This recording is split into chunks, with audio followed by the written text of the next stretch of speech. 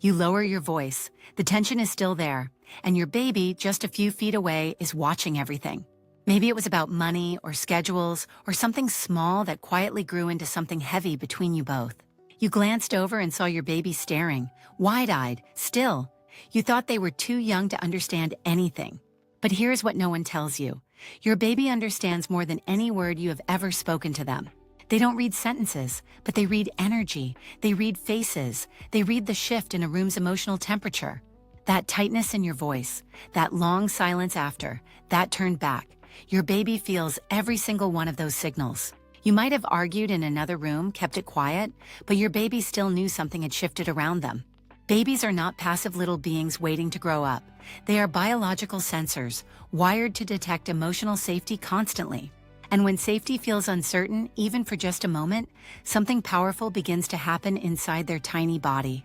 This is not about blame. It is not about perfect parenting.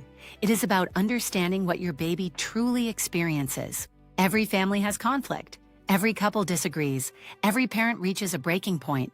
That is the honest truth of being human. But what science has discovered about what happens inside a baby's brain during those moments will change how you see everything. Your baby is not just watching, they are wiring. Every moment of conflict leaves an imprint on their developing brain. This is the hidden impact no pediatrician warned you about, beginning long before your baby speaks their very first word. Once you understand what is truly happening, you will never see a tense moment near your baby the same way again. Researchers at Harvard's Center on the Developing Child have spent decades studying what shapes the infant brain in its earliest years. Their findings are clear. Birth to age 3 is the most critical window of brain architecture in all of human life. In these early years, the brain forms more than 1 million new neural connections every single second of every waking day. These connections are not random. They are built in direct response to the emotional environment surrounding the infant every day. At the center of this process is one defining biological principle. The brain is shaped by the relationships it lives within.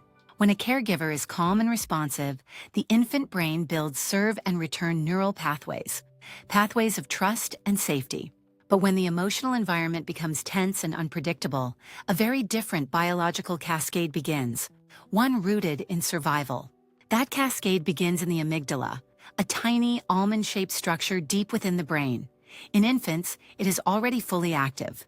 The amygdala is the brain's threat detection center, scanning constantly and asking one primal question: am I safe right now? When conflict enters the room, raised voices, cold silence, tense body language, the infant amygdala fires an immediate alarm response. This alarm triggers the release of cortisol, the body's primary stress hormone produced by the adrenal glands above the kidneys. Cortisol in small, well-regulated doses is normal and healthy. It helps the body respond to challenges and then return to baseline.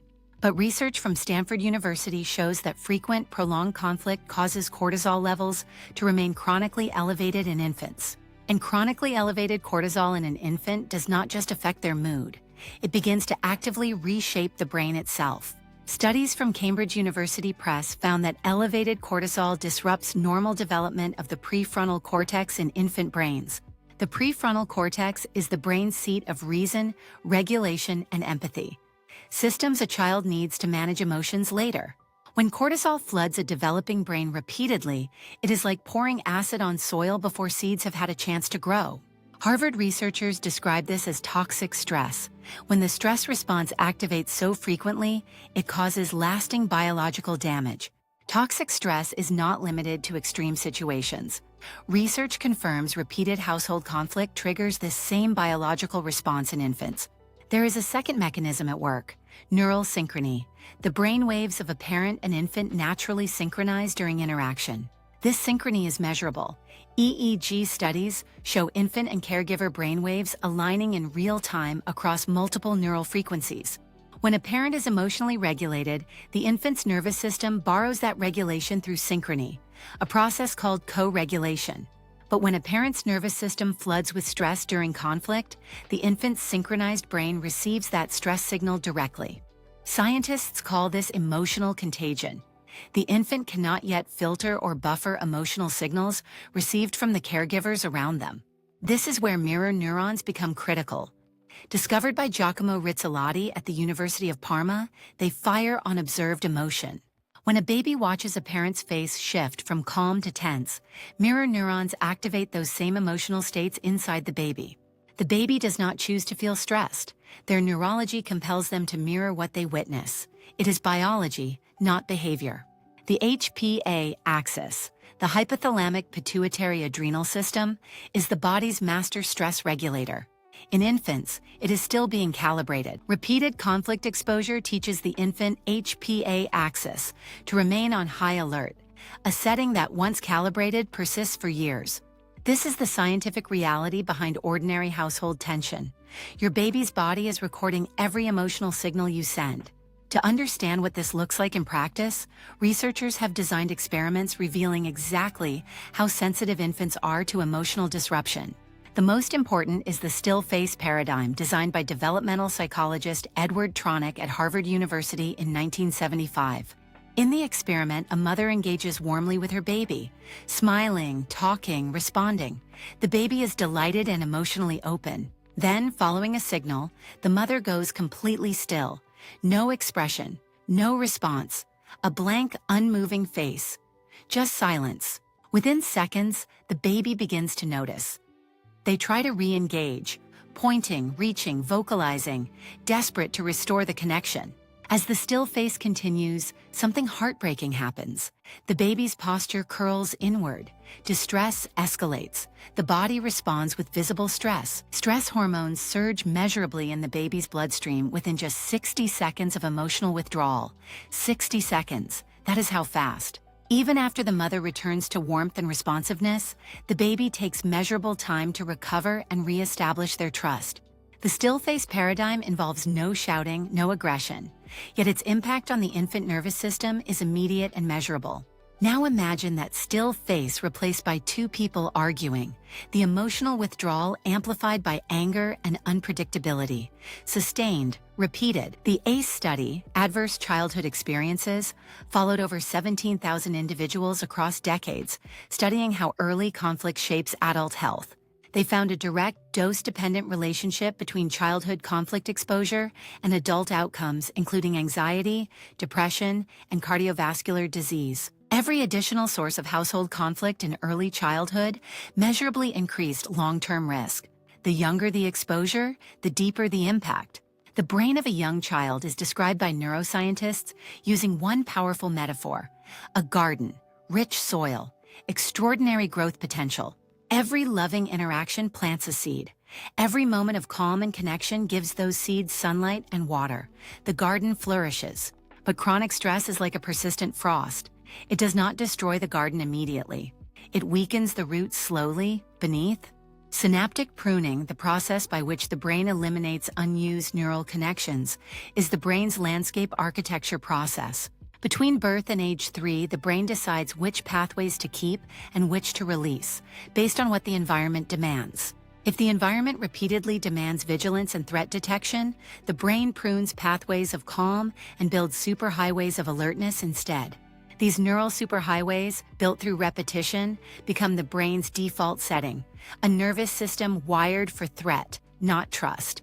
Think of it as laying train tracks. Early experiences determine which tracks are built first. The brain's trains run most easily there. Researcher Megan Gunner at the University of Minnesota found that infants in high-conflict homes show altered cortisol rhythms even during sleep. Their bodies could not fully rest. The stress system, trained by repeated signals, remained partially activated even in the night's deepest hours.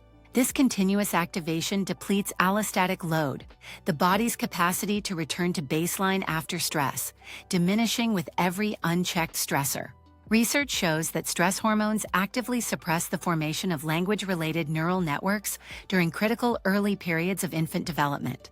A baby in a high-conflict environment may show delayed language development not from lack of talking, but from cortisol's effect on networks. The Bucharest Early Intervention Project showed that early emotional environment alters even brain size and connectivity structure in measurable ways. While that study involved extreme deprivation, researchers note the underlying mechanisms, cortisol, attachment disruption, HPA dysregulation, the brain does not only respond to extreme stress, it responds proportionally to whatever level of threat the environment consistently presents. Every argument near your baby, every unrepaired silence, every tense dinner, all of it is data your baby's brain uses to build itself. And now, knowing all of this, you might feel something heavy rising, maybe guilt, maybe fear, maybe sadness for moments already past. Let that feeling land, but do not let it become shame. Shame does not change anything. Understanding does, and so does action. Science also tells us this: the brain is remarkably plastic, especially at this age, and repair is not just possible, it is powerful. Harvard confirms, consistent responsive care, even after conflict, can buffer and even reverse many effects of early stress exposure in infants. The first tool is the 5-second pause. Before conflict escalates near your baby, pause, breathe, move. 5 seconds can redirect everything. This is not suppression. It is strategy. You are not pretending conflict doesn't exist. You are choosing where and how it unfolds. The second tool is repair over perfection. You will not be a perfect parent. No one is. But repair builds lasting trust with your baby. After a tense moment, return to your baby with warmth, a calm voice, soft eye contact, your body saying the storm has passed. That return to safety is neurologically restorative. It teaches the infant brain that stress is temporary and that connection is reliable. The third tool is co-regulation through breath. When you slow your own breathing near your baby, their nervous system begins to mirror your calm. You are not just calming yourself. You are lending your regulated nervous system to your baby who has not yet built one of their own. And when conflict does happen, because it will, remember that it is the pattern that shapes the brain, not the single moment. One argument does not determine your child's future. The consistent emotional climate you create, the baseline, is what their brain builds upon. Your baby is not a fragile thing to be feared. They are a magnificent, responsive being, reaching out and asking one silent question. Are you there? Are you safe? Are you mine? Every time you return, calm and loving, the answer writes itself into their brain forever.